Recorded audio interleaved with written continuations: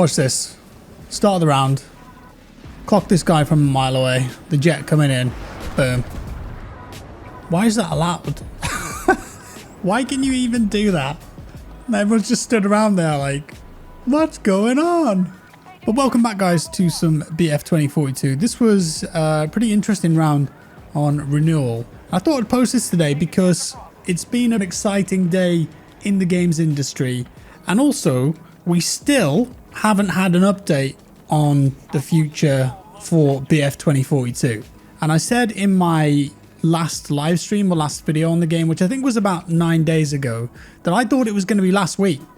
I thought with that being like what, the first or second week back after the holiday Christmas break, that we'd actually get some form of communication, but we haven't had anything yet. So it's got to be coming soon. I think a lot of the players in the community are looking for some kind of direction with the game. We don't know anything about the live service, updates, roadmap, blog, whatever's next. So as a Battlefield fan, it feels like we're in the dark a bit with this one, but we'll have to wait and see. I'm using the AC-42 in this one. Maria Falk there, I was trying to figure out what she was looking at as I yeet an anti-armor grenade into space, because I think that's where they all go. Because every time I throw one, it disappears into the stratosphere, and it's a damn good job that Battlefield 2042 isn't real life, because if it was, 1,000 years into the future, they'll try and take off a rocket into space. When the world's about to end, they're going to relocate all the humans to Mars, and everyone will be there sat in their rocket ships, and they'll take off, and they'll just find a load of anti-armor grenades up there in orbit, and that'll be the end of us. I was trying to do a C4 Jeep here, from what I recall, and I watched the video back, and I don't understand how there's not a kill here. Watch, there's an enemy player right there. Let go, explode, nothing.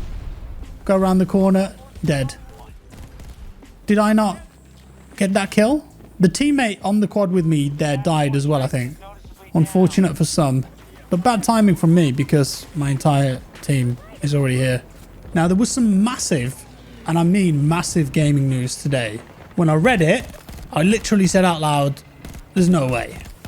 I didn't have it on my bingo card in 2022, you know?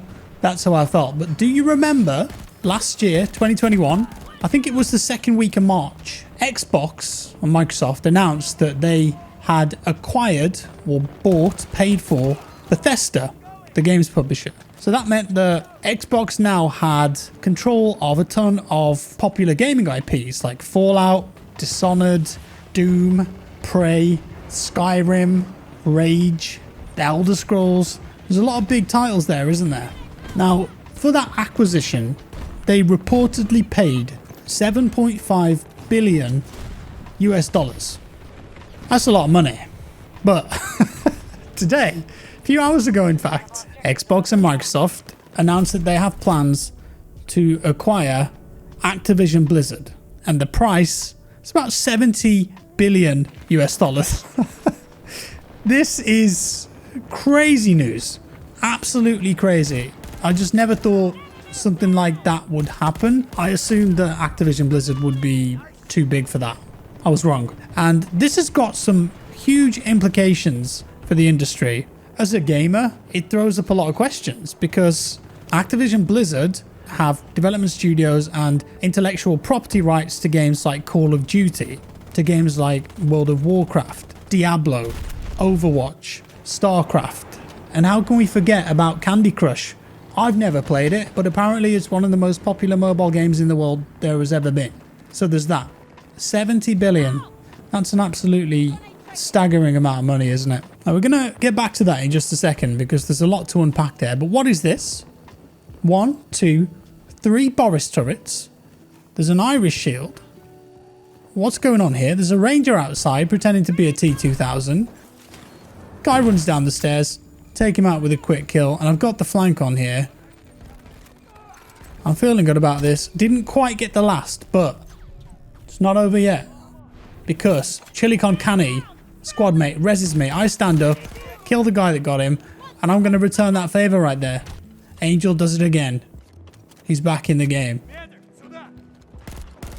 Guy in the corner. And I've got a nice little flank on here. Good clip that was. I enjoyed that. Trapped in the corner. Can I get the nade off? I can. Is it enough for a kill? Yes, sir, it is. Double kill there, apparently. And then they decided to just set me on fire. So that's the end of that. Now, when I heard about the Microsoft acquisition of Activision Blizzard, because of the space that I'm in and what games I play, what I'm kind of into, my immediate thought was, well, what does this mean for Call of Duty? We've got COD Mobile, we've got COD Warzone, and every year, like clockwork, there is a new main Call of Duty title. That might change under the Microsoft leadership, but does this also mean that Call of Duty in the future might not be available on PlayStation?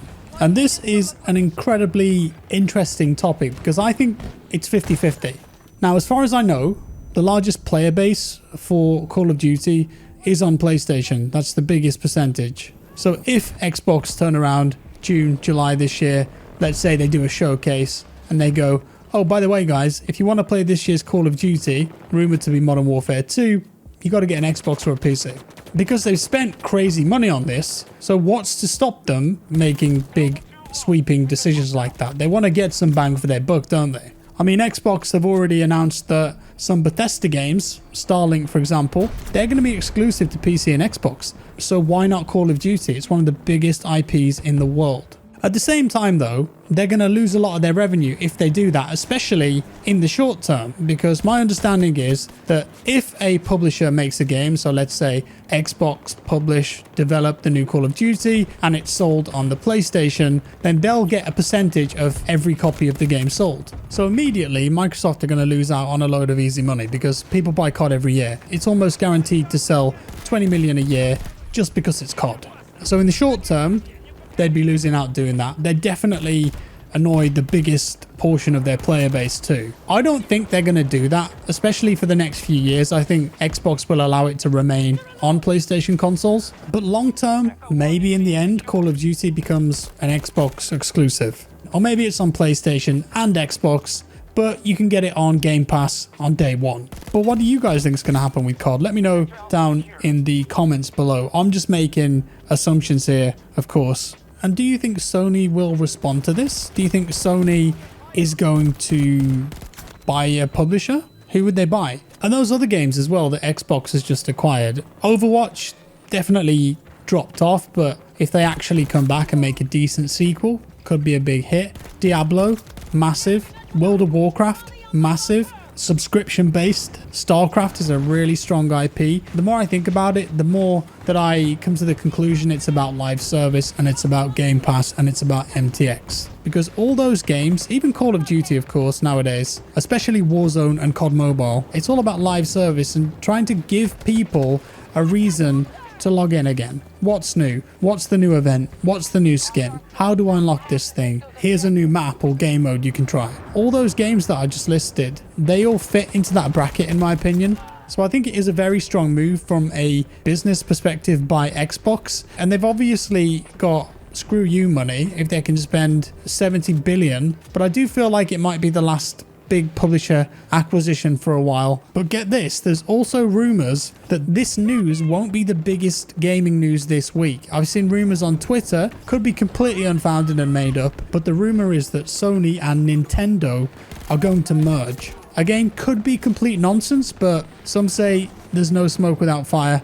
We'll have to see about that one. But that is all for today, guys. I hope you enjoyed the gameplay in the background there. Fingers crossed we actually get an update on 2042 this week. And as I mentioned, the Xbox thing, crazy. Let me know your thoughts below. If you enjoyed the video, leave a like. If you didn't, a dislike. Subscribe for more, and I'll see you in the next one.